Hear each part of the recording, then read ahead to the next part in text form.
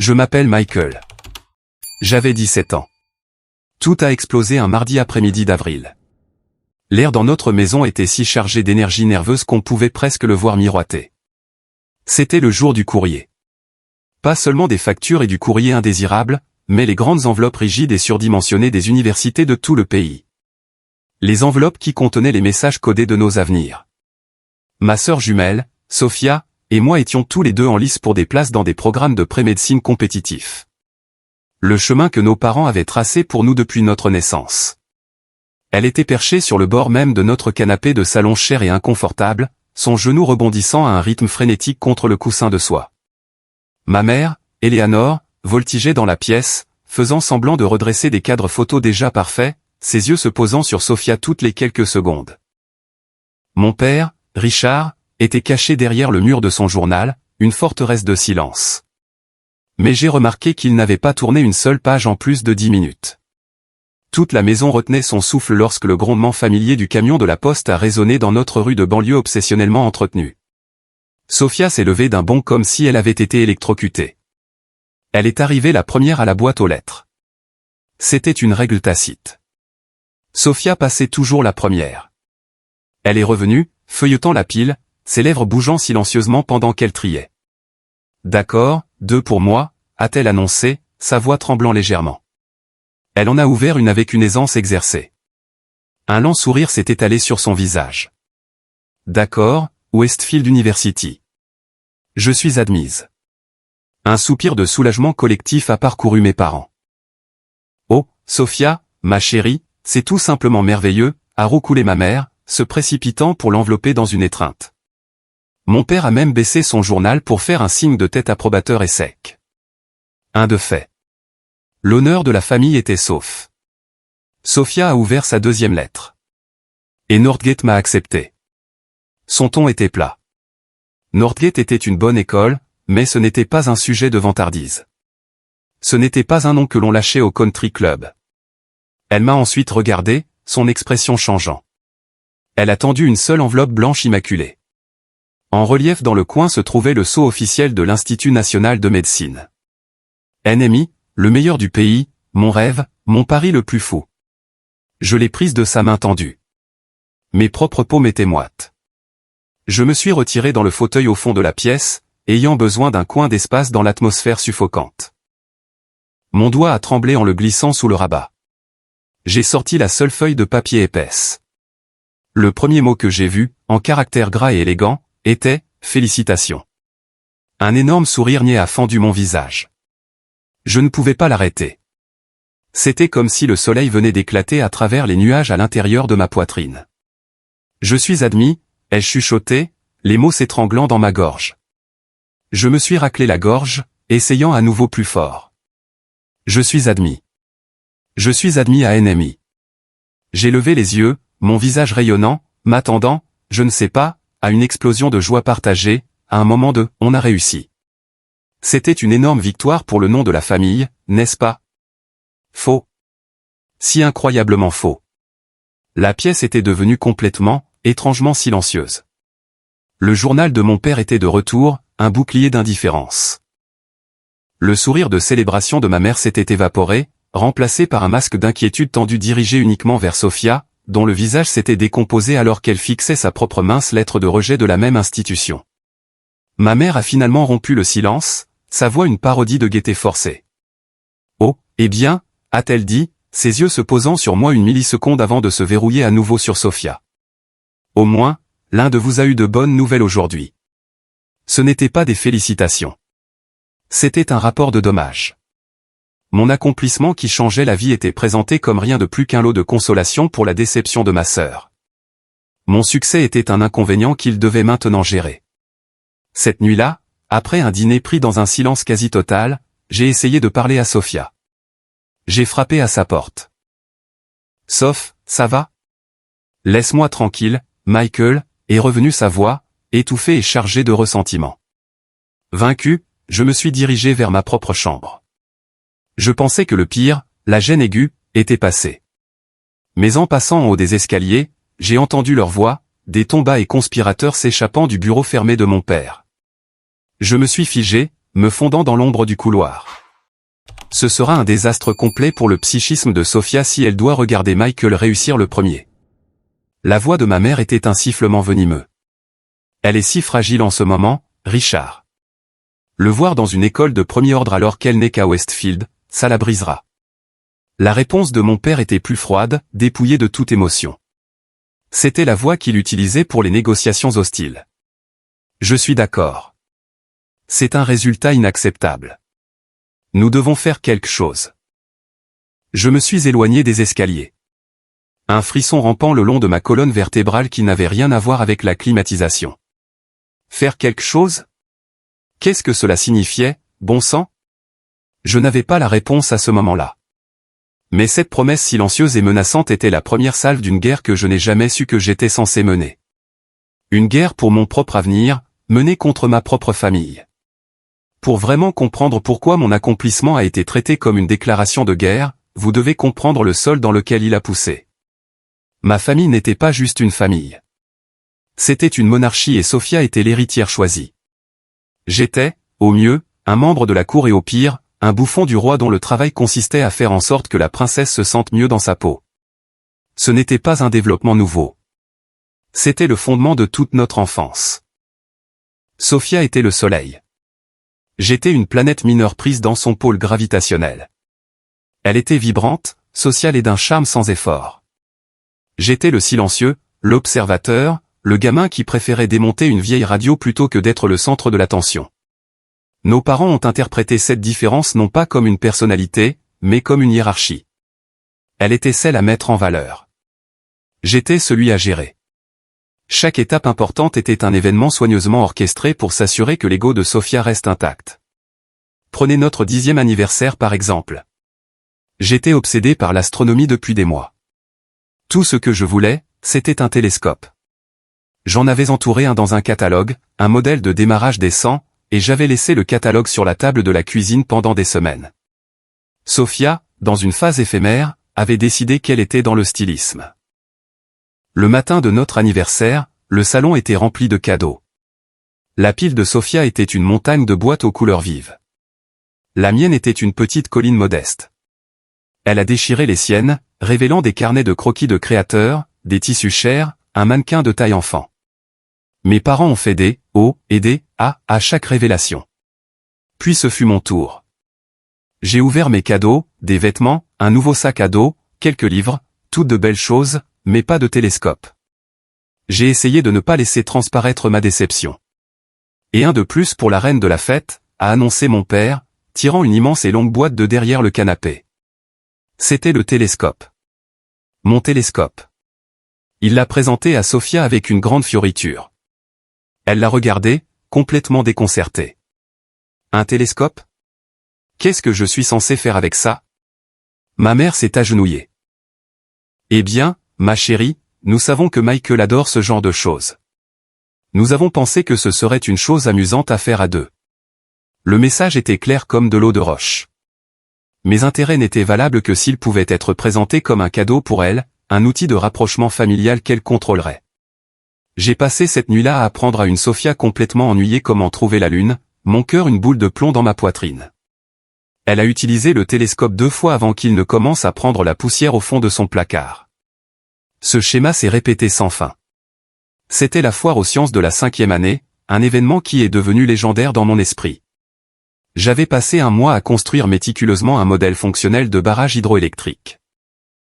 Il avait une pompe à eau, une turbine que j'avais fabriquée avec des cuillères en plastique, et une minuscule ampoule LED qui s'allumait réellement. C'était mon chef-d'œuvre. J'ai remporté la première place. Je me souviens du poids de ce grand ruban bleu sur ma poitrine. Un sentiment de fierté pure et non dilué. Sophia avait présenté un modèle de la pyramide alimentaire fait à la hâte. Lorsque son nom n'a pas été appelé pour l'un des premiers prix, les larmes ont commencé. Ce n'étaient pas les sanglots dramatiques d'une vraie blessure, mais les petits sanglots tactiques qu'elle avait perfectionnés. C'était une arme, et ma mère était sa cible principale. Ma mère m'a trouvé près de mon projet, son sourire crispé et tendu. Devant mon professeur, devant mes amis, elle a chuchoté, « Michael, mon chéri, regarde ta sœur. Elle a tellement essayé. Tu sais à quel point elle est sensible. » Ce serait une chose si gentille et généreuse de ta part de la laisser avoir ton ruban. Ce n'est qu'un ruban après tout. Être un bon frère est plus important. La pression était immense. Tous les yeux étaient sur moi. Être un bon frère signifiait effacer mon propre accomplissement. Refuser signifiait être le mauvais fils qui faisait pleurer sa sœur. Les mains tremblantes, j'ai décollé le ruban de mon panneau de projet et je le lui ai tendu. Les larmes ont instantanément disparu. Ma mère a rayonné. C'est mon gentil garçon. Je ne me sentais pas gentil. Je me sentais invisible. Mon seul véritable refuge était le monde de la science. C'était logique. C'était juste. Les lois de la thermodynamique ne se souciaient pas de qui vos parents préféraient. C'est dans mon cours de biologie AP que j'ai trouvé un véritable allié, le docteur Robert Harrison. Le docteur Harrison était une légende, un chirurgien cardiothoracique à la retraite qui enseignait la biologie au lycée parce que, comme il le disait, il voulait former les esprits avant qu'ils ne soient ruinés par l'école de médecine. Il était vif, intimidant, et ne supportait pas les imbéciles. Et pour une raison quelconque, il m'a vu. Il a vu les recherches supplémentaires que je faisais, les questions que je posais qui allaient au-delà du manuel. Il a vu la fin. Un après-midi, il m'a retenu après la classe. La pièce était vide, sentant la poussière de craie et le formaldéhyde. « Michael » a-t-il dit en s'appuyant contre son bureau. « Tu as l'esprit pour ça. Une véritable compréhension intuitive des systèmes biologiques complexes. Ce n'est pas quelque chose que l'on peut enseigner. On l'a ou on ne l'a pas. » Il a fait une pause, ses yeux scrutant mon visage. « Dis-moi quelque chose. Tes parents? Encouragent-ils cela ?» J'ai senti une bouffée de chaleur monter à mon cou. Ils veulent que nous soyons médecins, ai-je marmonné, le « nous » flottant dans l'air. Le docteur Harrison a hoché la tête lentement, une profonde compréhension dans son regard. Je vois, le « nous » au royal. Il a fouillé dans sa mallette en cuir usé et en a sorti un manuel universitaire épais et intimidant. Grey's Anatomy. C'était mon compagnon pendant ma première année de médecine. Il est à toi maintenant. Ne le dis pas à tes parents. Ne le dis à personne. Lis-le. Absorbe-le. Que ce soit notre secret. Ce livre est devenu mon texte sacré. Je passais mes heures de déjeuner et mes périodes libres cachées dans un petit bureau d'études poussiéreux au fond de la bibliothèque de l'école.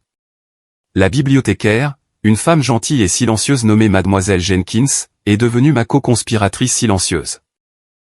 Elle avait vu les dynamiques de ma famille se dérouler lors d'innombrables réunions parents-professeurs. Ma mère monopolisant les enseignants pour parler du potentiel de Sophia pendant que mon père vérifiait sa montre. Mademoiselle Jenkins ne m'a jamais dit un mot à ce sujet, mais elle a commencé à oublier de verrouiller la salle d'études arrière, et parfois un thermos de café chaud apparaissait mystérieusement sur la table pendant mes sessions de révision tardive avant les examens.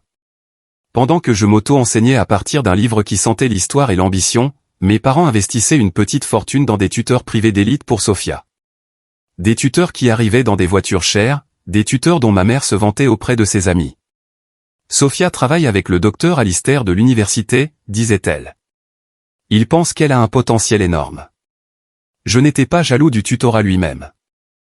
J'étais anéanti par la disparité flagrante de l'investissement. Il pariait sur elle. On s'attendait à ce que je me débrouille seul. C'est le docteur Harrison qui a examiné mes dissertations universitaires. Il a encerclé un paragraphe où je parlais de ma passion pour la médecine. Bien, a-t-il dit. Mais où es-tu là-dedans? Ne leur dis pas ce que tu penses qu'ils veulent entendre. Dis-leur ta vérité. Il m'a poussé à postuler à NMI. J'ai cru que c'était une blague. Ils n'acceptent pas des enfants comme moi, avais-je argumenté. Quoi? Des enfants qui sont brillants mais n'ont pas de section de supporters à la maison, a-t-il répliqué avec un sourire ironique. Parfois, Michael, c'est exactement ce qu'ils recherchent.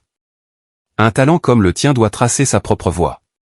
Ne dépends jamais de la bonne grâce des autres pour valider ta valeur. Ta valeur est inhérente. Souviens-toi de ça.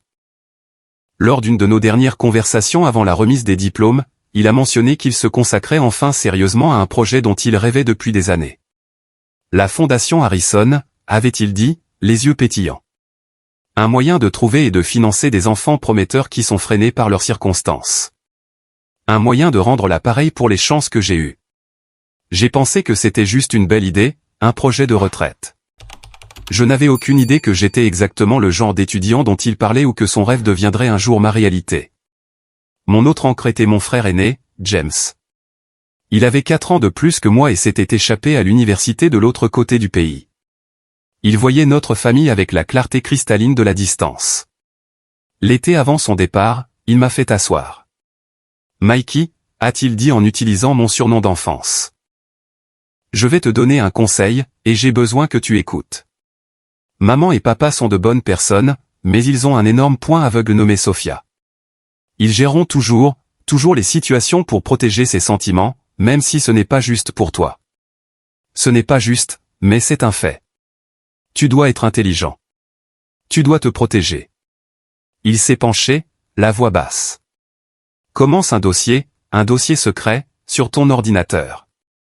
S'ils disent quelque chose d'important dans un email, enregistre-le. S'il y a une conversation étrange, note ce qui a été dit. La date, l'heure. Ça a l'air fou, je sais, mais les données n'ont pas de sentiment. Les données, c'est juste la vérité.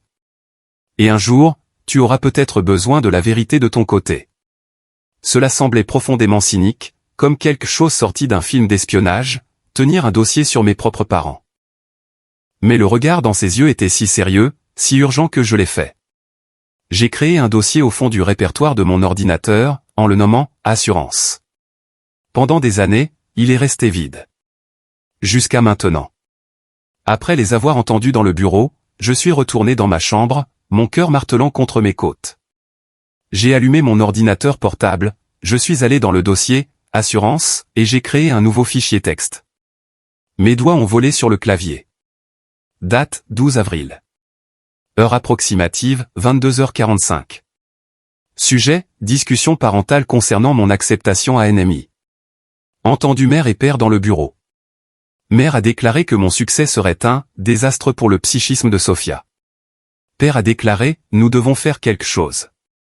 L'implication est qu'ils ont l'intention d'interférer avec mon inscription à NMI pour protéger les sentiments de Sophia. C'était la première entrée, la première donnée, la première brique du mur que je devrais construire pour protéger mon propre avenir. Ils avaient fait leur premier pas dans l'ombre. Maintenant, grâce à James, j'étais prêt à commencer à allumer les lumières. Les semaines qui ont suivi cette nuit ont été une leçon de maître en agression passive. Mes parents ne m'ont pas confronté directement. Cela aurait été trop honnête. Au lieu de cela, ils ont mené une campagne de négligence stratégique, une guerre d'usure conçue pour m'épuiser.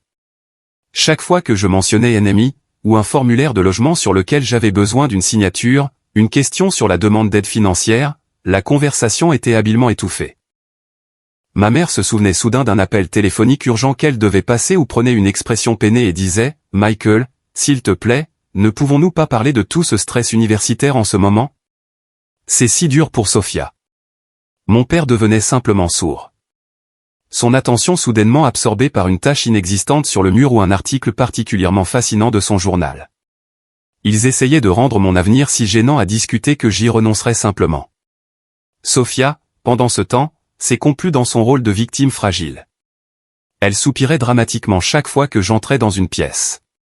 Si je mentionnais un livre que je lisais pour la biologie AP, elle marmonnait juste assez fort pour que nos parents l'entendent. Ça doit être bien d'être si intelligent. C'était toute une performance et mes parents étaient son public captif.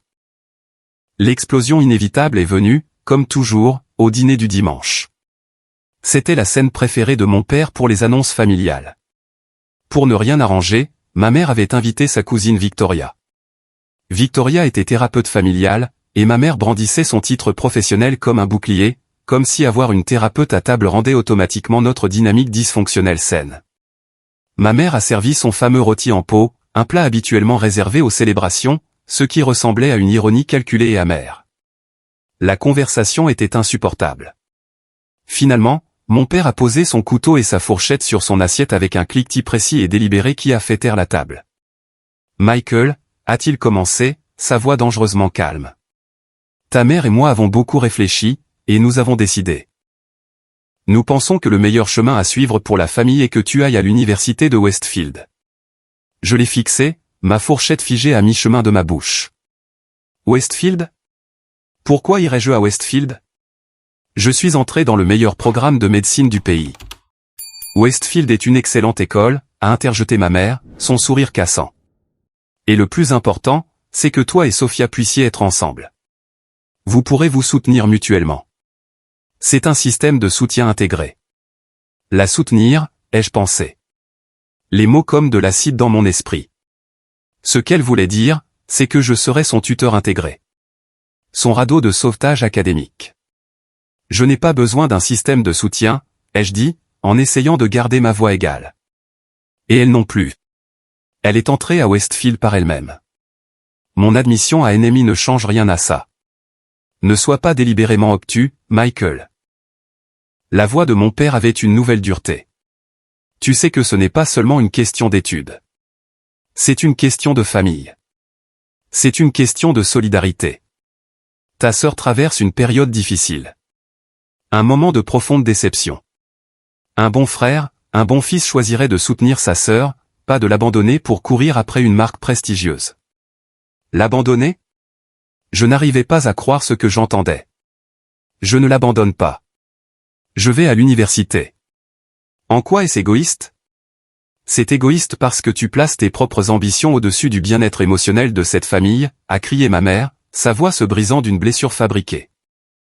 Tous nos amis, tout le monde au club, ils demanderont tous, où vont les jumeaux? Qu'est-ce qu'on est censé leur dire? Que l'un est parti dans une école de premier ordre et l'autre non? Ça donne l'impression qu'il y a quelque chose qui ne va pas avec elle, avec nous. Alors c'était ça. Pas les sentiments de Sophia? Pas vraiment. C'était leur propre image, leur statut social. Mon succès était un problème de relations publiques qu'ils devaient résoudre. Victoria, la thérapeute, s'est raclé la gorge, sentant son signal. Maintenant, Richard, Eleanor, a-t-elle dit de son ton professionnel exaspérément placide.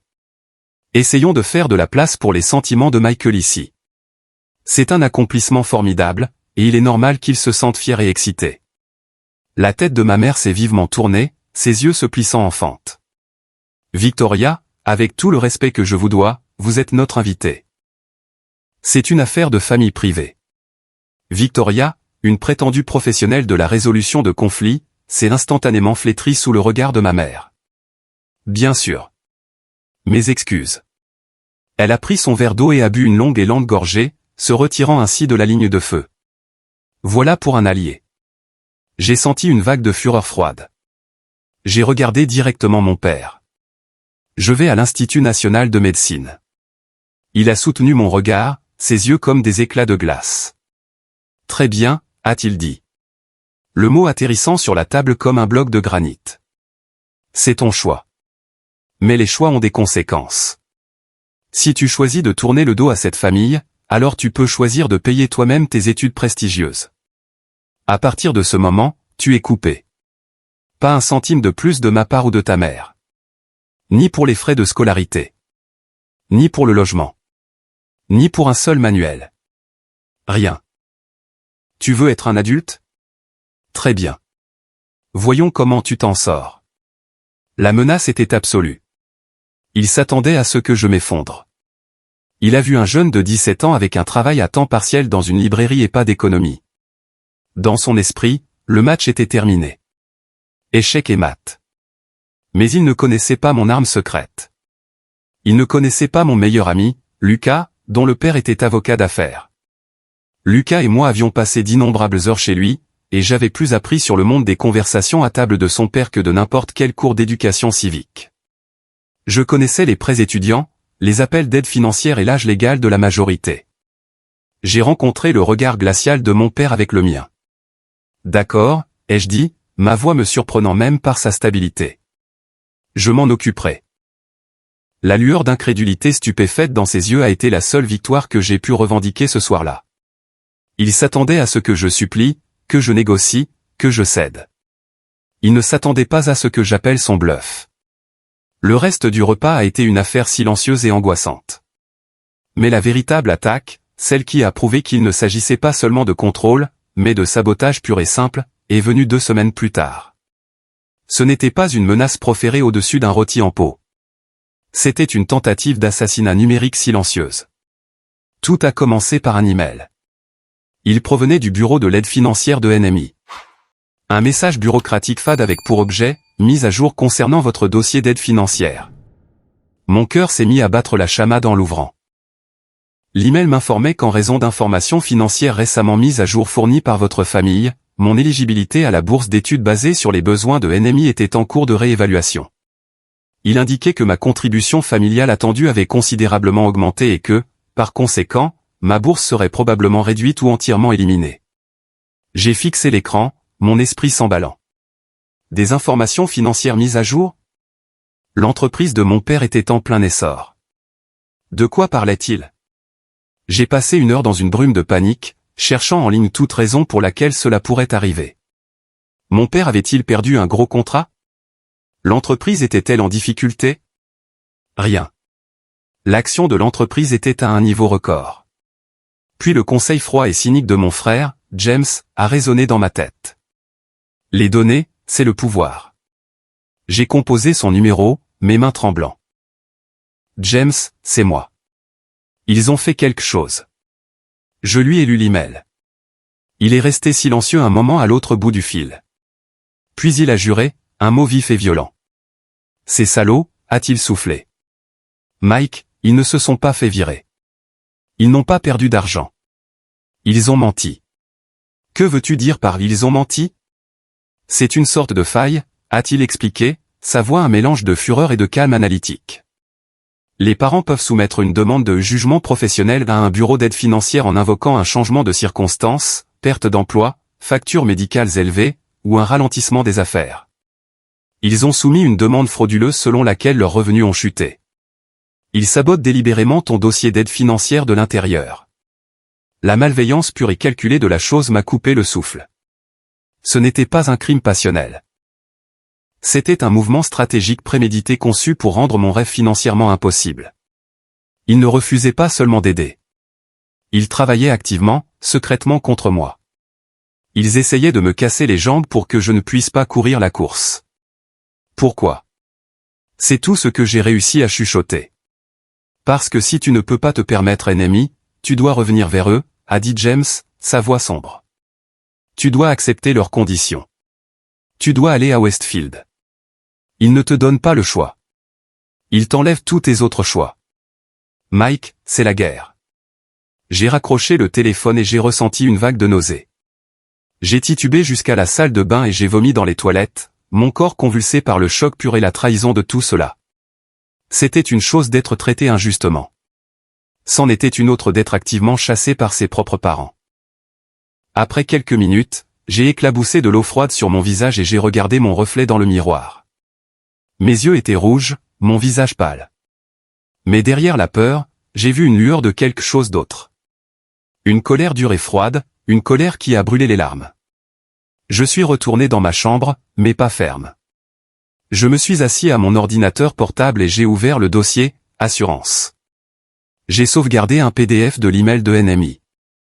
J'ai créé un nouveau document. Date, 2 mai.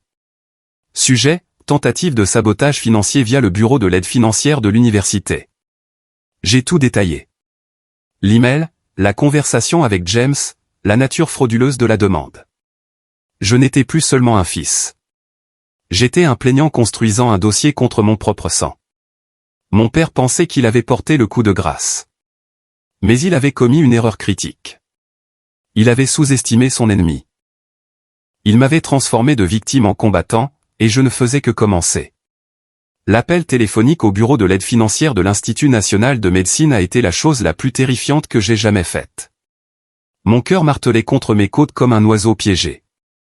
J'étais un lycéen de 17 ans sur le point d'accuser mes parents riches et puissants de commettre une fraude contre une université de premier ordre. L'idée même était absurde. Mais en composant le numéro, la voix de James a résonné dans mon esprit. Les données, c'est le pouvoir. Ne ressens pas, énonce les faits. Quand une femme polie mais ferme du nom de Madame Gable a répondu, j'ai pris une profonde inspiration. Bonjour, ai-je dit, en essayant de ne pas laisser ma voix trembler. Je m'appelle Michael Evans. Je suis un nouvel étudiant et j'appelle au sujet d'un email que j'ai reçu concernant une réévaluation de mon dossier d'aide financière. J'ai expliqué la situation aussi calmement et factuellement que possible. Je n'ai pas utilisé de mots comme « mensonge » ou « sabotage ». J'étais clinique. J'ai des raisons de croire que les informations financières mises à jour que l'université a reçues peuvent ne pas être exactes. Mon acceptation et mon offre d'aide initiale étaient basées sur les déclarations de revenus officielles de mes parents de 2017, dont j'ai une copie. À ma connaissance, leur situation financière n'a pas changé négativement depuis ce dépôt. En fait, elle s'est probablement améliorée. Madame Gable est restée silencieuse un moment. Je pouvais entendre le faible cliquetis d'un clavier. Monsieur Evans, Michael, c'est une situation très inhabituelle et délicate, a-t-elle dit, son ton professionnel inébranlable. Légalement, comme vous êtes encore mineur, vos parents sont vos tuteurs financiers. Mon cœur s'est serré. C'était ça, le mur légal que je ne pouvais pas escalader. Cependant, a-t-elle poursuivi, notre acceptation vous a été offerte sur la base de votre mérite académique exceptionnel. L'intégrité de notre processus d'admission et d'aide est primordiale. Veuillez patienter un instant. Je dois consulter mon directeur. La musique d'attente était une version minuscule et horrible d'un morceau classique qui me tapait sur les nerfs à vif. Chaque seconde ressemblait à une heure. Je les imaginais se moquer de moi. Le gamin fou qui accuse ses parents. J'étais prêt à ce qu'elle revienne en ligne et me dise poliment qu'il n'y avait rien qu'il puisse faire. Mais la voix qui est revenue n'était pas la sienne. C'était celle d'un homme, profonde et autoritaire. Michael, c'est le docteur David Patel, le directeur des admissions. Madame Gable m'a informé de votre situation. Oui, monsieur, ai-je réussi à dire. J'ai sorti votre dossier, Michael. Je me souviens personnellement de votre candidature. Votre essai sur l'ADN mitochondrial était l'un des plus perspicaces que j'ai jamais lu d'un lycéen. Nous vous voulons à NMI. Sa voix n'était pas seulement rassurante, elle était validante. La situation que vous décrivez est profondément préoccupante. Compte tenu de sa nature inhabituelle et du fait que votre 18e anniversaire n'est que dans 3 mois, je place personnellement un gel temporaire sur toute modification de votre dossier d'aide financière. La bourse qui vous a été offerte est sécurisée pour l'instant. Une fois que vous aurez 18 ans, nous exigerons une déclaration formelle notariée de votre part ainsi que toute documentation à l'appui que vous avez pour résoudre définitivement ce problème. D'ici là, le dossier est scellé. Le soulagement a été si soudain et si écrasant que j'ai dû m'asseoir sur le sol de ma chambre.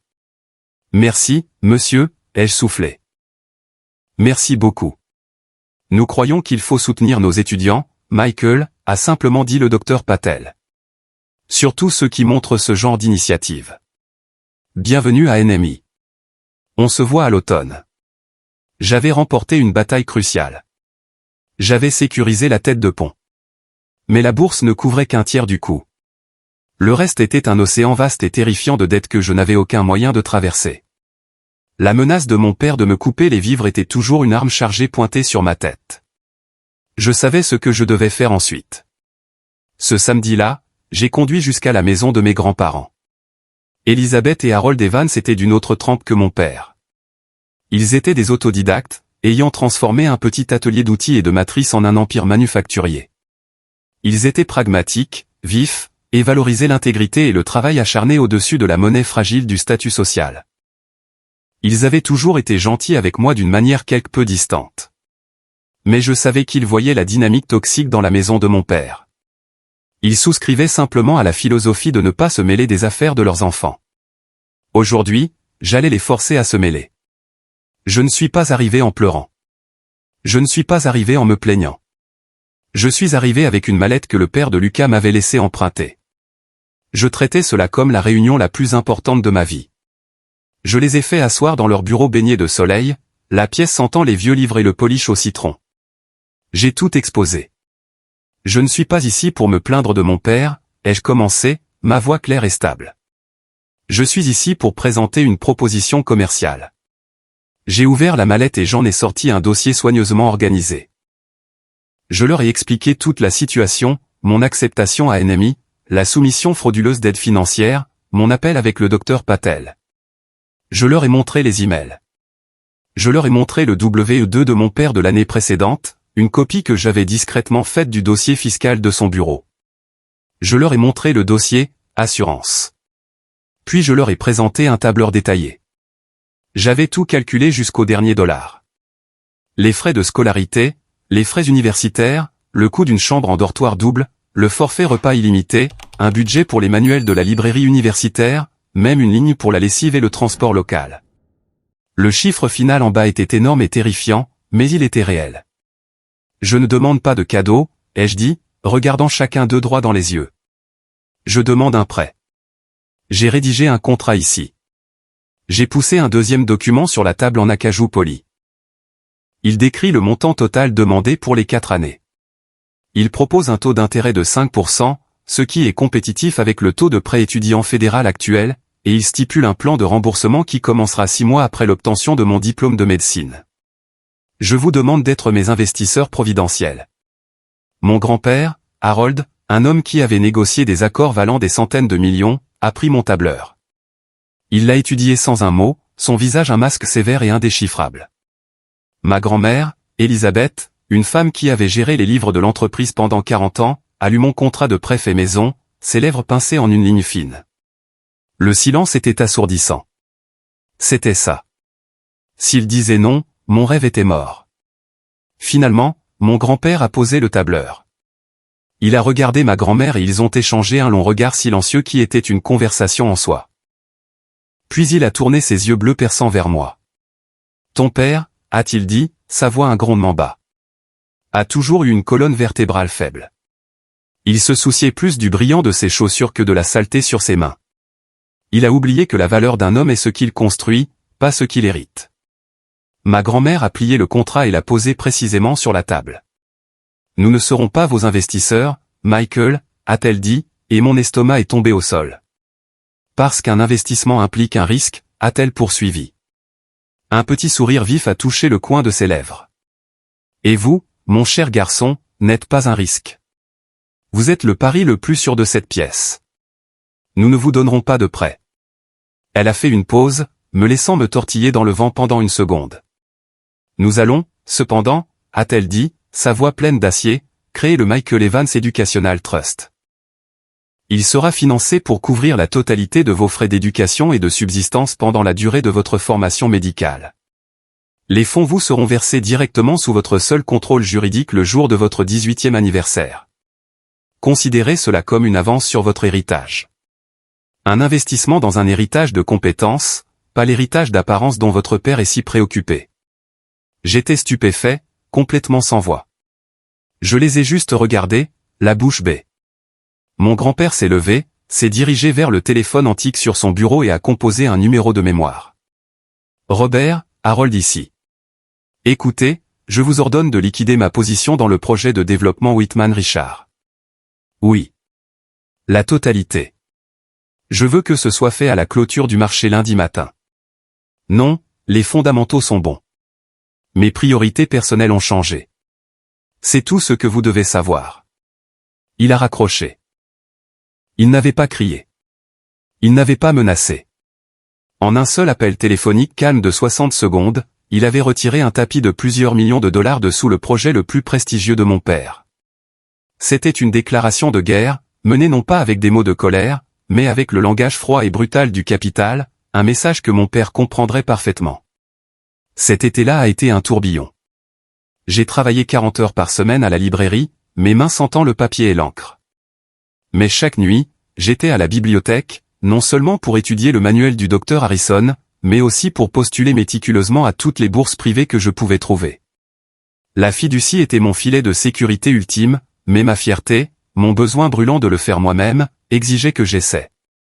Je me suis souvenu de la fondation du docteur Harrison et j'ai passé une semaine à mettre mon âme dans l'essai de candidature. Je construisais mon propre avenir brique par brique douloureuse. Et pour la première fois de ma vie, je ne me sentais pas comme un personnage secondaire. Je me sentais comme le héros de ma propre histoire. La première année à NMI, c'était comme passer d'un film en noir et blanc à un film en Technicolor glorieux. Pendant 17 ans, mon monde avait été une petite scène claustrophobe où je jouais un rôle pour lequel je n'avais jamais auditionné. Ici, j'étais juste Michael. J'étais entouré de gens qui ne connaissaient pas ma sœur, ne connaissaient pas mes parents et ne se souciaient pas du statut social de ma famille. Ils ne se souciaient que d'une chose, le travail. J'ai trouvé ma tribu presque immédiatement. Zoé, une fille vive d'une petite ville de l'Oregon, et Amir, un gars hilarant et cynique de Chicago. Nous nous sommes liés d'amitié lors d'un premier laboratoire de chimie désastreux, manquant de mettre le feu à un comptoir. Et à partir de là, nous étions inséparables.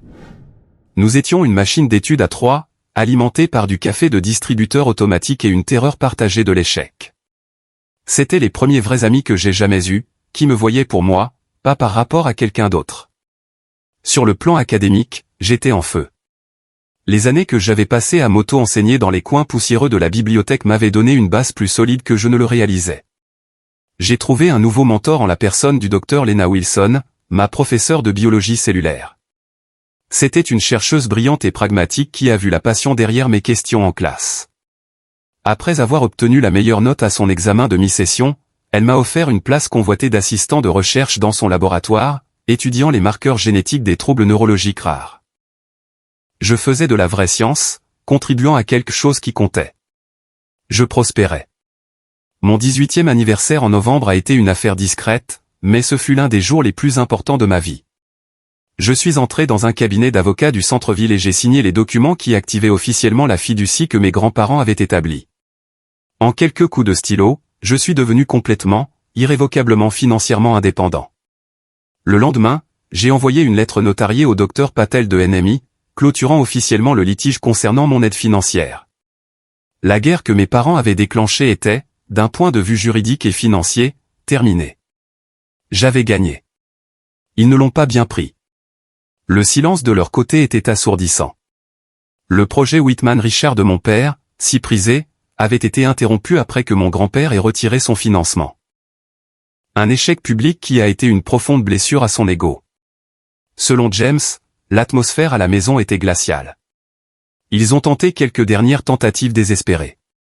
Ma mère a laissé un message vocal décousu et culpabilisant sur le fait de lui briser le cœur, et mon père a envoyé un seul email laconique offrant de reconsidérer sa position, si je reconsidérais la mienne.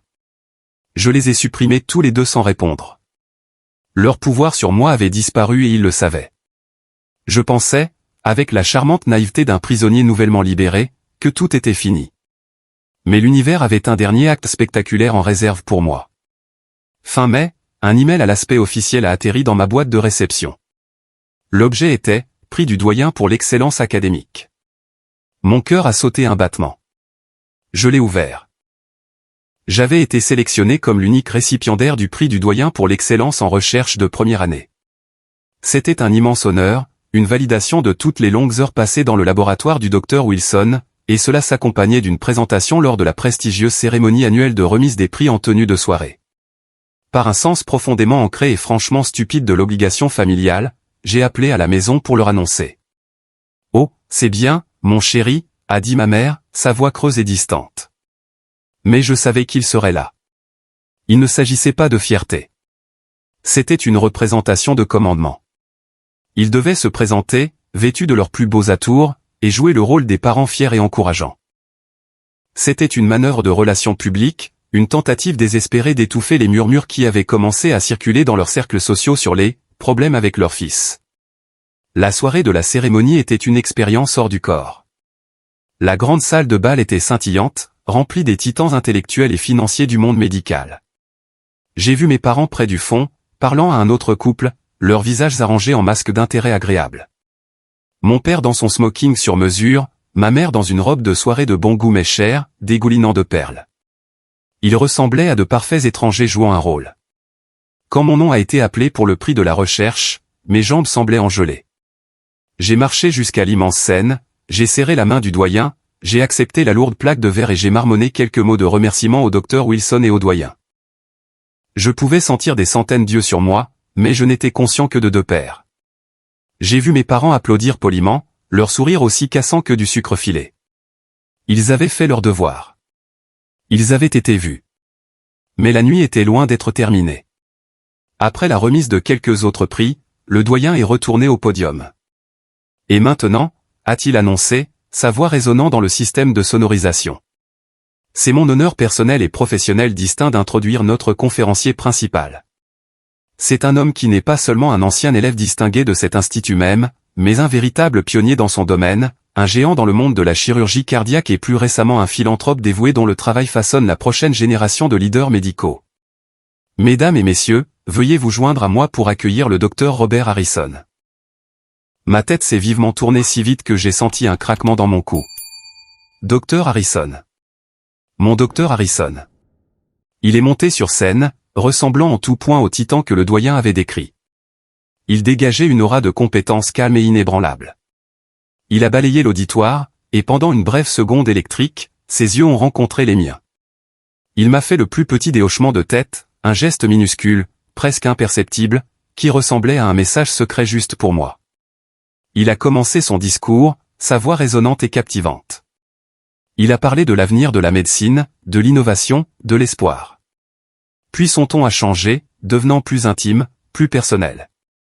Mais le plus grand défi pour tout étudiant, a-t-il dit, son regard balayant la salle de riches donateurs et d'éminents professeurs, ne se trouve pas toujours dans un manuel ou un laboratoire. Parfois, l'obstacle le plus redoutable est simplement d'avoir la chance d'être dans cette salle de classe en premier lieu. Un silence est tombé sur la salle. Du coin de l'œil, j'ai vu mes parents. Ils ne souriaient plus. Cette année, a poursuivi le docteur Harrison, sa voix résonnant de passion, j'ai eu le privilège de lancer la Fondation Harrison pour la promesse médicale.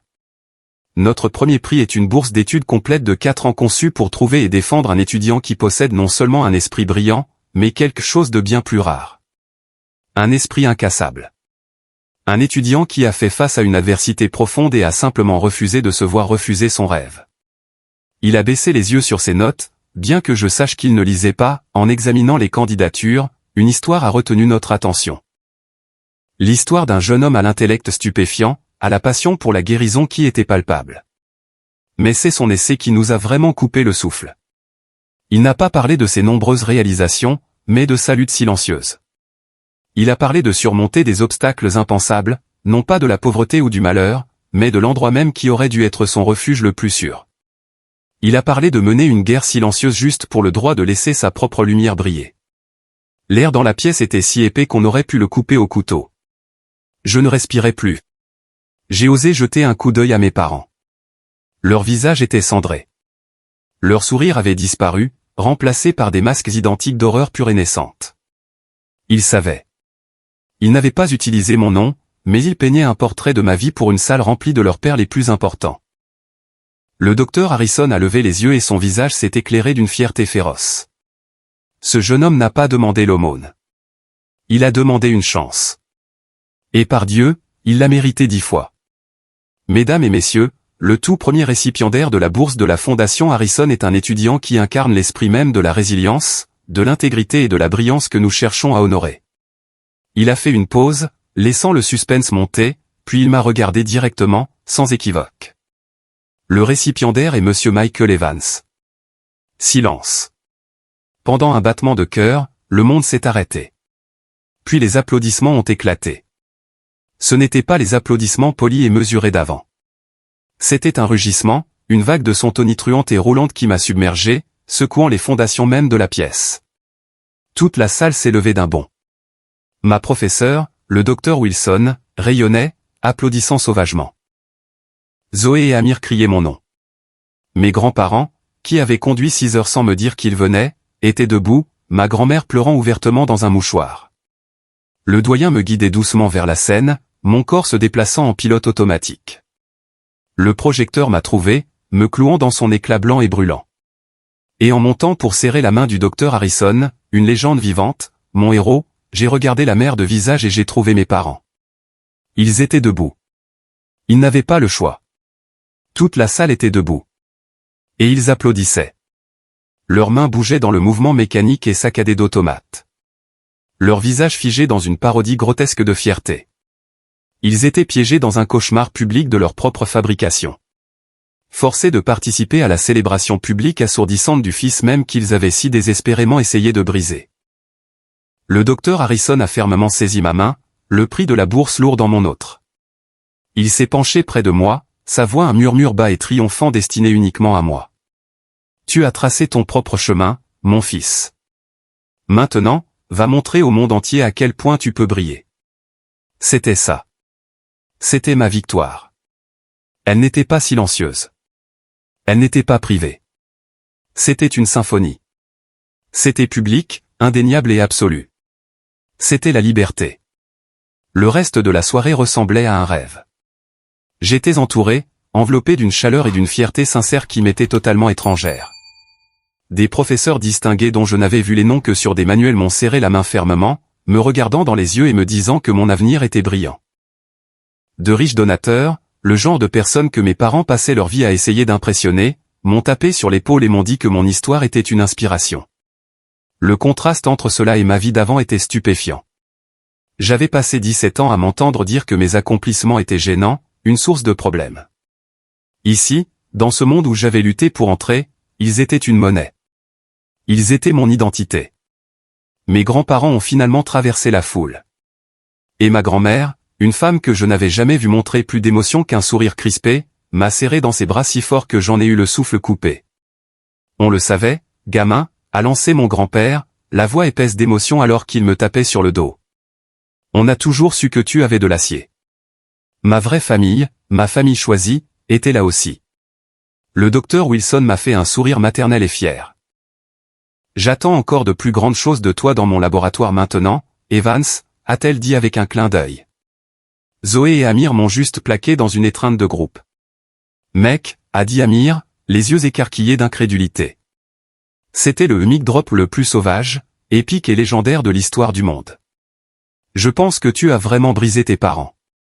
Nous avons tous éclaté de rire, un son réel, joyeux et libéré qui ressemblait à déboucher une bouteille qui avait été secouée pendant des années. J'ai vu mes parents de l'autre côté de la pièce. Ils étaient isolés, debout maladroitement près de la grande sortie, une île toxique dans une mer de célébration. Personne ne leur parlait. Ils étaient devenus du kryptonite social. Après quelques minutes angoissantes à rester là, à être ostensiblement ignorés, ils se sont retournés et se sont éclipsés par une porte latérale, disparaissant dans la nuit. Leur retraite était plus éloquente que n'importe quelle dispute n'aurait pu l'être. Ils n'avaient pas seulement perdu la bataille. Ils avaient été mis en déroute du champ. Plus tard dans la nuit, longtemps après la fin de la réception, et que j'étais de retour dans le sanctuaire silencieux de ma chambre de dortoir, les deux lourds prix posés sur mon bureau comme des trophées d'une guerre oubliée. Mon téléphone a vibré. L'écran s'est allumé avec un nom que je n'avais pas vu depuis des mois. Papa. Je l'ai fixé, mon pouce planant au-dessus du bouton de refus rouge. Une partie de moi, l'ancienne partie conditionnée, voulait juste l'ignorer, et éviter la confrontation. Mais le nouveau Michael, celui qui avait traversé cette scène, savait que c'était la dernière pièce du puzzle. Je ne pouvais pas les laisser s'évanouir. Je devais être celui qui y mettrait officiellement fin. Je devais fermer la porte moi-même. J'ai pris une profonde inspiration et j'ai glissé pour répondre. Michael. Sa voix est sortie du haut-parleur. C'était une voix que je ne reconnaissais presque pas. L'autorité retentissante et confiante qui avait dicté toute ma vie avait disparu. À sa place se trouvait quelque chose de creux, de tendu et d'épuisé. C'était la voix d'un homme qui avait été complètement et totalement vaincu. Papa, ai-je dit. Ma propre voix était calme, neutre. Un long et lourd silence s'était tiré entre nous. Je pouvais entendre le faible bruit de sa respiration. C'était tout un spectacle ce soir, a-t-il finalement dit, les mots ayant un goût de cendre dans sa bouche. C'était une cérémonie de remise de prix, ai-je simplement répondu, refusant de mordre à l'hameçon. Ta mère est très contrariée, a-t-il essayé, se rabattant sur son arme la plus ancienne et la plus fiable, l'état émotionnel de ma mère. Mes larmes étaient rouillées et cassées. Elle n'avait plus de pouvoir sur moi. Je suis désolé d'entendre ça, ai-je dit. Et le plus étrange, c'est que c'était presque vrai. Je n'étais pas désolé de ce qui s'était passé, mais j'étais désolé que leur propre choix, leur propre amertume les ait conduits à cette humiliation publique. J'étais désolé qu'ils soient si brisés qu'ils aient dû essayer de me briser aussi.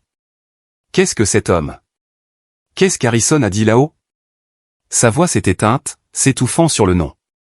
C'était complètement inapproprié. C'était non professionnel. Il nous a fait paraître. Il vous a fait paraître exactement comme vous êtes, ai-je terminé pour lui. Ma voix toujours calme, toujours égale. Il a dit la vérité. Il l'a juste fait dans une salle de bal au lieu d'une salle d'audience. Un autre silence suffocant. Je pouvais le sentir à l'autre bout, attendant, espérant probablement que j'explose. Il voulait que je crie, que je rage, que je déchaîne enfin 17 ans de ressentiment accumulé. Cela lui aurait donné une ouverture. Il aurait pu se battre, me traiter d'ingrat, d'hystérique, d'irrespectueux. Il aurait pu le tordre pour faire de moi le méchant. Mais je lui ai refusé la bataille. La colère brûlante que j'avais portée si longtemps avait été lancée sur cette scène, s'écoulant et laissant derrière elle une étrange clarté calme. « Que veux-tu, papa ?» ai-je demandé, la question simple, coupant court à cet tâtonnement. La question l'a clairement pris au dépourvu. « Ce que je veux ?» a-t-il répété, l'air sincèrement confus. « Je veux que ma famille revienne. Je veux que les choses redeviennent comme avant. » « Ça n'arrivera jamais, ai-je dit. Et la finalité dans ma propre voix était absolue.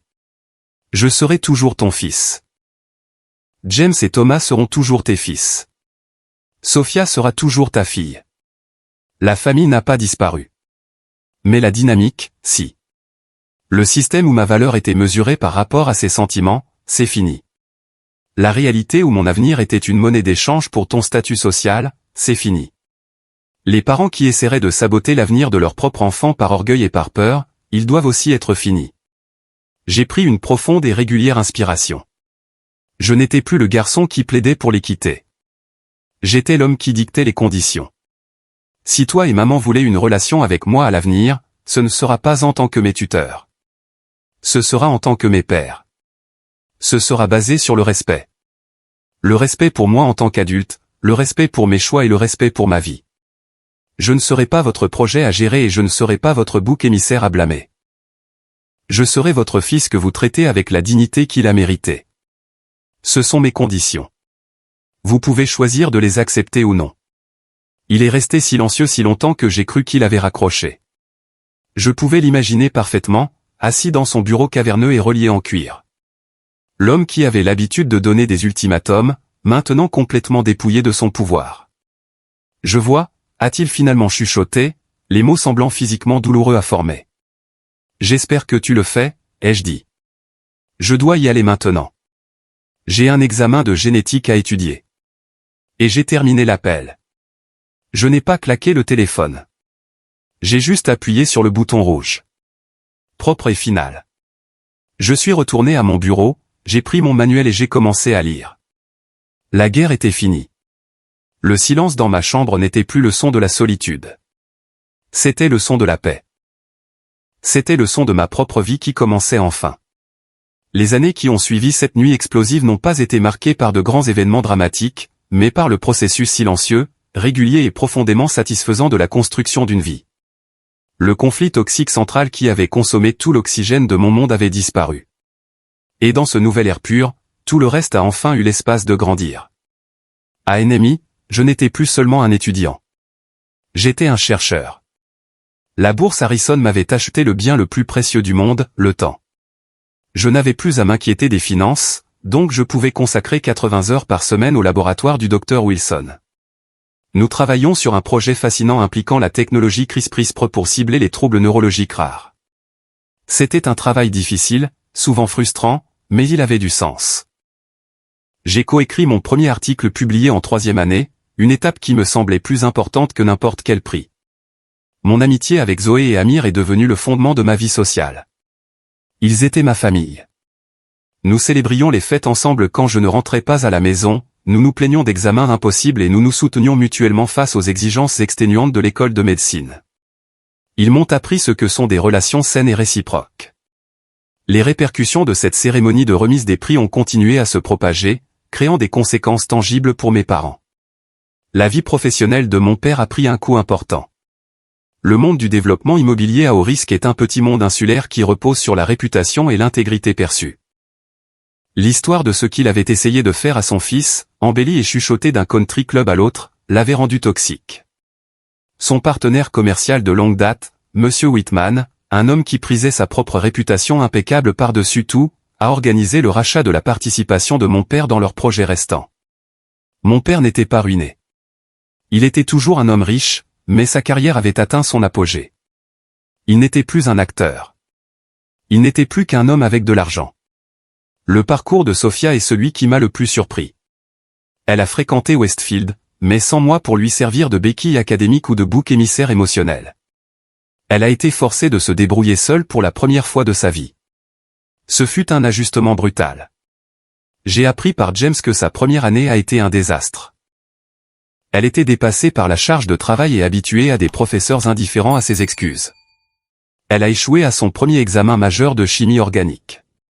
Je me souviens d'avoir reçu un appel d'elle tard un soir pendant sa 2e année. C'était la première fois qu'elle m'appelait de sa propre initiative depuis des années. Sa voix était petite et fragile. « Salut », avait-elle dit. « Salut, Soph. Tout va bien ?» Il y a eu une pause, puis une respiration tremblante. J'ai raté mon partiel d'anatomie, a-t-elle avoué, puis elle a fondu en larmes. Non pas les larmes performatives de notre enfance, mais les sanglots rauques et désespérés d'un véritable désespoir. C'est tellement dur, Mike. J'étudie et je vais aux séances de révision et ça ne rentre tout simplement pas. Je ne sais pas comment tu as fait. Je ne pense pas que je puisse le faire. À ce moment-là, toutes les années de ressentiment que j'avais nourries à son égard se sont simplement dissoutes. Elle n'était plus ma rivale. C'était juste une gamine à qui on avait vendu une fausse image toute sa vie.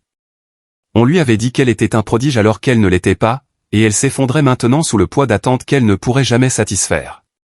Pour la première fois, j'ai ressenti une vague de pitié pure et non diluée. Et, ai-je dit doucement. Si, tu peux. C'est censé être difficile. Il n'y a pas de raccourci, sauf. C'est juste du travail. Il faut juste faire le travail. Chaque jour. J'ai passé l'heure suivante au téléphone avec elle, non pas en lui donnant des réponses, mais en lui apprenant à étudier, à faire des fiches, à résumer des chapitres. C'était la première conversation vraiment constructive que nous ayons jamais eue. Elle a fini par changer de spécialité pour les soins infirmiers l'année suivante, et à la surprise de tous, elle s'est épanouie. Elle était empathique, douée avec les patients et une soignante naturelle. La pression d'être un médecin de classe mondiale avait disparu. Et à sa place, elle a trouvé une carrière dans laquelle elle était réellement douée et, plus important encore, qu'elle aimait réellement. Elle trouvait sa propre façon de briller. Loin de mon ombre. La dernière pièce de compréhension, le « pourquoi » derrière la cruauté déconcertante de mon père, est venue d'une source inattendue. Ma tante Patricia. C'était la sœur de ma mère, une femme ironique et pragmatique qui avait toujours réussi à rester au-dessus de la mêlée des politiques internes de notre famille.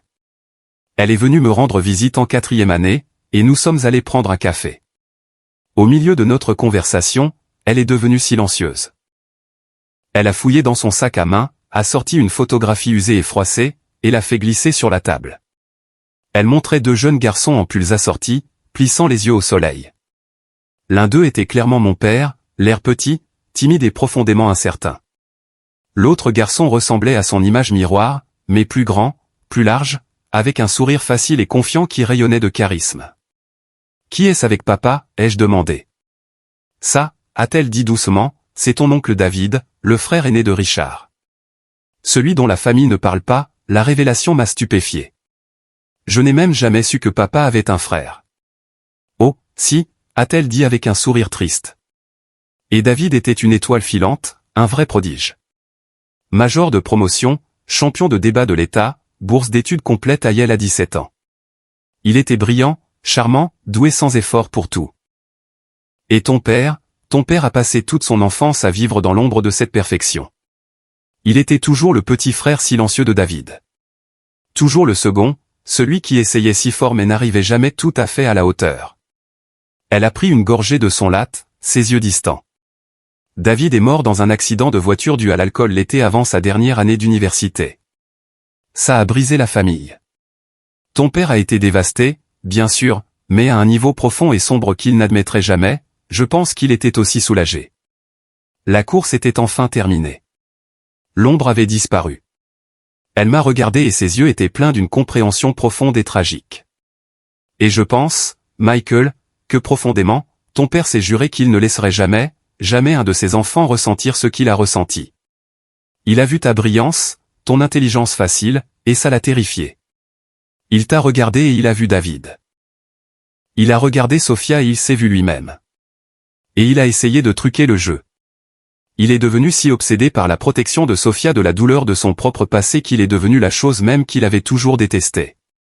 Il est devenu le parent qui a choisi un favori, celui qui a dû éteindre la lumière d'un enfant pour que l'autre se sente au chaud. Elle a tendu la main sur la table et a posé sa main sur la mienne. Ça n'excuse rien de ce qu'il t'a fait, Michael. C'était monstrueux. Mais c'est la raison. Il ne s'agissait jamais vraiment de toi et de Sofia. Il s'agissait toujours de lui et de David. J'ai fixé la photographie du petit garçon incertain qui allait devenir mon père. Un homme si hanté par les fantômes de sa propre enfance qu'il a fini par en créer de nouveaux pour la sienne. La colère que j'avais pour lui n'a pas disparu, mais elle s'est transformée. Ce n'était plus un feu brûlant et rageur. Elle s'est refroidie en autre chose. Une pitié profonde, lasse et profondément triste. Les années après l'obtention du diplôme se sont déroulées au rythme implacable de la formation médicale. J'ai été accepté dans un programme de résidence en chirurgie très compétitif dans un grand hôpital. La vie est devenue un tourbillon de garde de 24 heures, de tournées sans fin, et du travail viscéral, terrifiant et profondément gratifiant d'apprendre à sauver des vies. C'était épuisant, accaparant, et je n'avais jamais été aussi heureux. Ma vie avait trouvé son propre rythme, complètement séparé de celui dans lequel j'ai grandi. Mes parents et moi avons maintenu une distance polie et soigneusement construite. Nous nous parlions lors des grandes fêtes et de leurs anniversaires. Les conversations étaient brèves, se cantonnant à des sujets comme la météo et mon emploi du temps. Les anciennes dynamiques de contrôle et de culpabilité avaient disparu, remplacées par une sorte de trêve formelle et respectueuse. Nous avions trouvé un moyen de coexister, ce qui était plus que ce que j'avais jamais espéré. Ma relation avec James est restée mon ancre et ma connexion avec Sofia a continué son évolution lente et prudente. Nous reconstruisions à partir de zéro, apprenant à nous connaître, non pas comme l'enfant en or et le bouc émissaire, mais comme deux adultes sur leur propre chemin. C'était une infirmière phénoménale, aimée de ses patients et respectée de ses collègues. Elle avait trouvé sa propre lumière, et elle était belle. Un soir, après une garde particulièrement brutale de 36 heures, je suis rentré dans mon petit appartement, le corps endolori et l'esprit engourdi. Dans la pile de courrier sur mon comptoir de cuisine se trouvait une lettre. L'écriture était indubitablement celle de Sofia. Ce n'était pas une carte d'anniversaire ou un vœu de Noël. C'était juste une lettre sur du papier simple. Avec un sentiment de curiosité lasse, je l'ai ouverte. À l'intérieur se trouvait une seule feuille de papier couverte de son écriture soignée et précise. Michael, j'essaie d'écrire cette lettre depuis longtemps. Il y a tellement de choses que je veux dire et je ne sais pas si je trouverai les bons mots, mais je dois essayer. Je suis désolé. Je sais que ce ne sont que 2 petits mots et qu'ils ne peuvent pas effacer des années de ce qui s'est passé, mais je dois les dire. Je suis désolé. Quand nous étions enfants, j'aimais l'attention. J'aimais être la préférée. J'étais égoïste et peu sûr de moi et j'ai laissé maman et papa utiliser mes sentiments comme excuse pour te freiner. Je voyais que c'était injuste, mais je m'en fichais parce que ça me profitait. C'est une chose difficile à admettre sur soi-même, mais c'est la vérité. Pendant des années, j'ai été tellement en colère contre toi pour ce qui s'est passé à cette cérémonie de remise des prix. Je pensais que tu avais délibérément essayé de nous humilier, mais j'avais tort. Je regardais un vieux film de famille l'autre jour, de notre 10e anniversaire. Je t'ai vu recevoir ce ruban à la foire aux sciences. J'ai vu l'expression sur ton visage et puis je me suis vu commencer à pleurer et j'ai vu maman te faire me le donner et j'ai enfin compris. Tu n'essayais pas de nous humilier. Tu refusais juste, pour la première fois, de renoncer à ton ruban. Je n'écris pas ça pour te demander de me pardonner. Je ne sais pas si je l'ai mérité. Je l'écris parce que je veux que tu saches que je le vois enfin. Tout. Et je suis tellement, tellement fier de l'homme que tu es devenu. Je suis fier de ta force et de ton intégrité. Je suis fier d'être ta sœur. Avec amour, Sofia. J'ai lu la lettre une fois, puis 2 fois. Une profonde et frémissante inspiration s'est échappée de mes poumons. Une inspiration que je ne savais même pas que je retenais depuis 20 ans. Il ne s'agissait pas de pardon. Il s'agissait de reconnaissance. Il s'agissait d'être vu, enfin, par l'une des personnes dont la cécité avait fait le plus mal. C'était le dernier fantôme mis au repos. Je me suis dirigé vers la grande fenêtre de mon appartement.